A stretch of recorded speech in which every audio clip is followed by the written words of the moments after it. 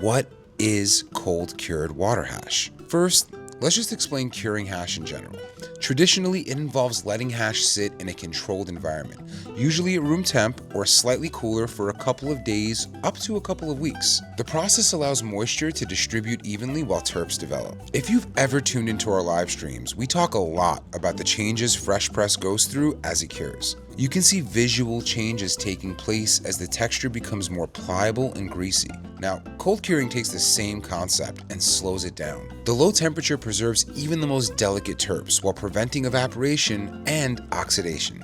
The longer curing time can lead to a deeper flavor, but just like any other aging process, it's an art form. Cold cured water hash is exactly what it sounds like. Water hash that's been aged in a cold but controlled environment over a longer period of time. When water hash is cured like this, it transforms from a product with a sandy texture to the famous, greasy, almost cake-like texture you've seen all over the internet. That transformation actually plays a much bigger role in development of this process than you might think. While we were in Barcelona this year, we got to sit down with one of the earliest innovators in cold curing water hash to hear a little bit more about the process. For me, I think start all here in Spain or in Europe. I don't talk, I am the first person doing that, but yes, sure, I am one of the person do this job. Maybe some people see me, I not have a big community. All the people tell me, bro, you cut all your plants and put the buds in the water with ice. You are crazy. My buds I not put in the water. You are crazy. This is not good. You lose terp. Finally, all the people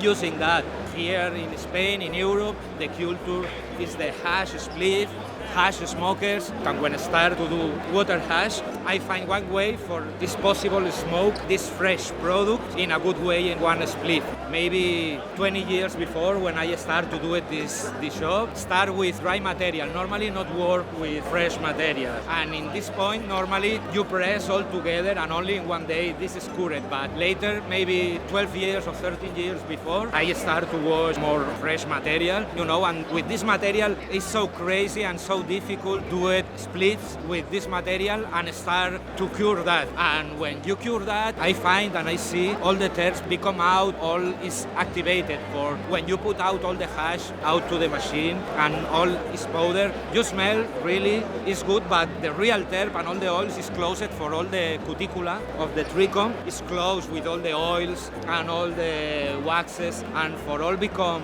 out and you smell hard terp, you need broken all this, and for that when you're curing, all these heads is broken, all the oils become out and all become more high. For all this is one process, start in fresh powder and you curing, later when you curing become harder with the oils, and later for take this cold curing or Piattella, but for me the technical name is wet butter hash. For is one hash wet, right? One butter wet, and it's like rosin. The rosin, the texture cold cured is wet butter, and later it's possible do it this texture in cold cured or fast cured. It's possible do it the same with hot, but you lose some terps. Always is better do it in cold way for you preserve the maximum terps you have in your product. All the strains is not possible do it wet butter hash. You need special trichomes, special heads with slim cuticulas. For this is easy broken and all the oils become out, and the oil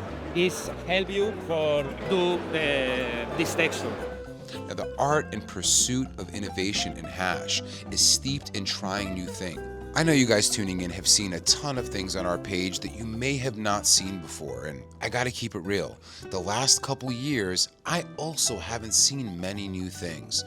Not terps, not consistencies, but I'm not everywhere at once. What do you guys think? What's the next big terp profile? What's the next big consistency? What is something that only you and your friends have heard of and loved, but the world is closed off to? We'd love to hear and potentially give it some coverage. Let us know in the comments.